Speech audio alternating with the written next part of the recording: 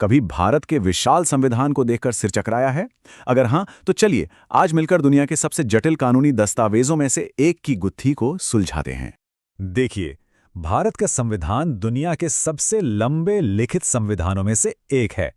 इसमें करीब करीब 448 अनुच्छेद, 25 भाग और 12 अनुसूचियां हैं। सोचिए जरा। तो जाहिर है, इतने बड़े आकार को देखकर इसकी पूरी बनावट को समझना किसी पहाड़ चढ़ने जैसी चुनौती लग सकता है ना? लेकिन क्या हो अगर इसे समझने का एक बहुत ही आसान रास्ता हो? आज हम कुछ ऐसे ही आसान तरीके देखेंगे जिनसे इसका पूरा ढांचा चुटकियों में समझ आ जाएगा। तो ठीक है, चलिए इसे समझने के लिए एक बड़ी ही मजेदार एनोलॉजी का इस्तेमाल करते हैं। जरा सोचिए कि हमारा संविधान एक बहुत बड़ी रेसिपी बुक है। तो इस रेसिपी बुक में जो पार्ट्स हैं वो हैं इसके मेन चैप्टर्स, बिल्कुल वैसे ही जैसे किसी कुक बुक में अलग अलग चैप्टर्स होते हैं।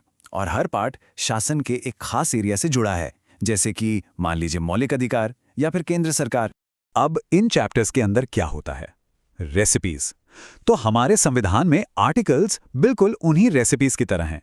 ये वो खास नियम और कानून हैं, जैसे समानता का अधिकार या बोलने की आज़ादी। और आखिर में आती हैं स्केड्यूल्स, यानी अनुसूचियां।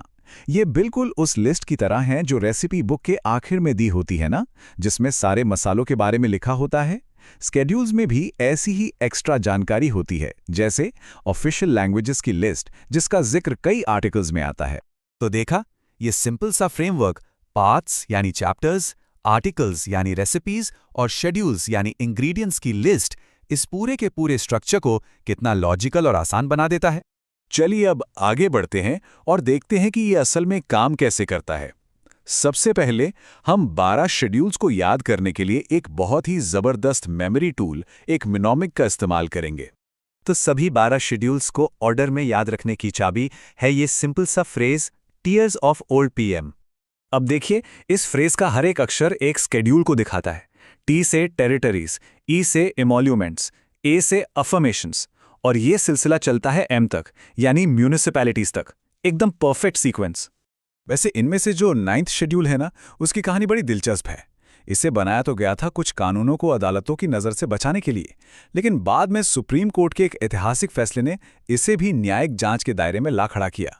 तो शेड्यूल्स तो अब क्लियर हो गए। अब बारी है संविधान के 25 पार्ट्स की। चलिए इन्हें भी समझते हैं। जब संविधान बना था तब इसमें 22 पार्ट्स थे, लेकिन फिर समय के साथ एक पार्ट हटा दिया गया और 4 नए जोड़ दिए गए। तो अब कुल मिलाकर हो गए 25। और हाँ, बिल्कुल शेड्यूल्स की तरह ही इन 25 पार्ट्स को याद रखने के लिए भी एक कमाल की ट्रिक है। वाक्य थोड़ा लंबा जरूर है, पर है बहुत असरदार। और वो है, you can fly directly from US UP. तो इस वाक्य के पहले कुछ शब्द हमें पार्ट्स का पहला बैच याद कराते हैं, जो बुनियादी बातें बताते हैं, जैसे यू से यूनियन एंड इट्स टेरिटरी, सी से सिटीजनशिप, एफ से फंडामेंटल राइट्स, डी से डायरेक्टिव प्रिंसिपल्स और एफ से फंडामेंटल ड्यूटीज। इसके बाद आता है दूसरा बैच, जो सरकार के पूरे स्ट्रक्चर की बात करता है। इसमें केंद्र सरकार, राज्य सरकारें, पंचायतें, म्युनिसिपैलिटीज सब कुछ आ जाता है। यह हमें यूनियन गवर्नमेंट से लेकर यूनियन और स्टेट्स के बीच के रिलेशंस तक ले जाता है। तीसरा बैच देश को चलाने वाली मशीनरी के बारे में है। सोचिए, इसमें फाइनेंस, ट्रेड, सर्विसेज, इलेक्शंस और यहां तक कि कुछ खास वर्गों के लिए स्पेशल प्रोविजंस की भी बात होती है। और आखिर में आता है हमारा चौथा और फाइनल बैच। इसमें ऑफिशियल लैंग्वेज, इमरजेंसी प्रोविजंस, संविधान में अमेंडमेंट यानी संशोधन की प्रक्रिया और बाकी के कंक्लूडिंग आर्टिकल्स शामिल हैं। तो चलिए, अब तक हमने जो भी सीखा उसे एक आसान से टूलकिट में फटाफट से समेट लेते हैं। तो ये रहे वो 2 निमोनिक्स, वो 2 यादगार तरकीबें जो भारतीय संविधान के पूरे आर्किटेक्चर को समझने के लिए एक पावरफुल टूलकिट का काम करती हैं। इससे एक बात तो साफ है कि सही फ्रेमवर्क हो तो किसी भी मुश्किल से मुश्किल सिस्टम को समझा और मास्टर किया जा सकता है। और ये हमें एक बड़े सवाल के साथ छोड़ जाता है कि हमारी दुनिया में और कौन सी ऐसी कॉम्प्लेक्स सिस्टम है जो बस अनलॉक होने के लिए अपनी सही चाबी का इंतजार कर रही है।